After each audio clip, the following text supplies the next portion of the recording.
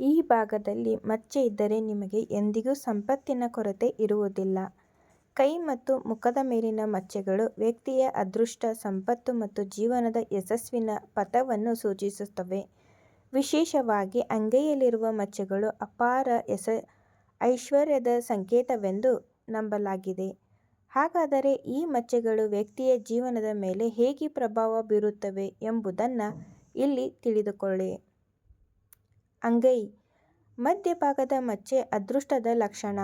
ಅಂಗೈ ಮಧ್ಯಭಾಗದಲ್ಲಿ ಮಚ್ಚೆ ಇರುವುದು ಅತ್ಯಂತ ಶುಭವೆಂದು ಪರಿಗಣಿಸಲಾಗುತ್ತದೆ. ಇಂತಹ ವ್ಯಕ್ತಿಗಳು ಜೀವನದಲ್ಲಿ ಬಹಳ ಬೇಗನೆ ಆರ್ಥಿಕ ಸ್ಥಿತಿಯನ್ನು ಮತ್ತು ಸಮೃದ್ಧಿಯನ್ನು ಕಂಡುಕೊಳ್ಳುತ್ತಾರೆ. ಕೇವಲ ಹಣವಷ್ಟೇ ಅಲ್ಲದೆ ಸಮಾಜದಲ್ಲಿ ಗೌರವ ಮತ್ತು ಪ್ರತಿಷ್ಠೆಯನ್ನು ಗಳಿಸುವ ಯೋಗ ಇವರಿಗಿರುತ್ತದೆ. ಒಂದು ಕುತೂಹಲಕಾರಿ ವಿಷಯವೆಂದರೆ ಇವರು ತಮ್ಮ ಮುಷ್ಟಿಯನ್ನು ಮುಚ್ಚಿದಾಗ ಆ ಮಚ್ಚೆ ಅದೃಷ್ಟವಾಗುತ್ತದೆ. ಅಂತಹವರು ಅತಿ ಅದೃಷ್ಟಶಾಲಿಗಳು. ಸಾಮುದ್ರಿಕ ಶಾಸ್ತ್ರದಲ್ಲಿ ಇದನ್ನು ಅಪರಿಮಿತ ಸಂಪತ್ತಿನ ಭಂಡಾರ ಎಂದೇ ಕರೆಯಲಾಗುತ್ತದೆ.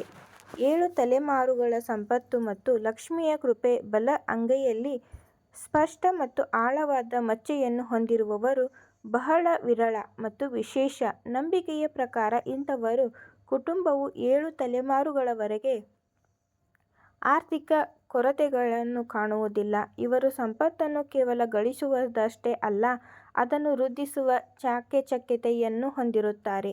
ಮಾನಸಿಕವಾಗಿ ದೃಢವಾಗಿರುವ ಇವರು ಲಕ್ಷ್ಮೀದೇವಿಯ ವಿಶೇಷ ಅನುಗ್ರಹಕ್ಕೆ ಪಾತ್ರರಾಗಿರುತ್ತಾರೆ. ಉನ್ನತ ಸ್ಥಾನ ಮತ್ತು ಅಧಿಕಾರದ ಯೋಗ. ಅಂಗೈಯಲ್ಲಿ ಮಚ್ಚೆ ಇರುವವರು ಜೀವನದಲ್ಲಿ ಉನ್ನತ ಸ್ಥಾನಗಳನ್ನು ಅಲಂಕರಿಸುತ್ತಾರೆ. ಇವರಲ್ಲಿ ದೃಢ ನಿಶ್ಚಯ ಮತ್ತು ಅದೃಷ್ಟ ಬಲದಿಂದ ಇವರು ವಿಶೇಷವಾಗಿ ಸರ್ಕಾರಿ ಉದ್ಯೋಗಗಳಲ್ಲಿ ಅಥವಾ ಆಡಳಿತಾತ್ಮಕ ಹುದ್ದೆಗಳಲ್ಲಿ ಅತ್ಯಂತ ಯಶಸ್ಸನ್ನು ಸಾಧಿಸುತ್ತಾರೆ.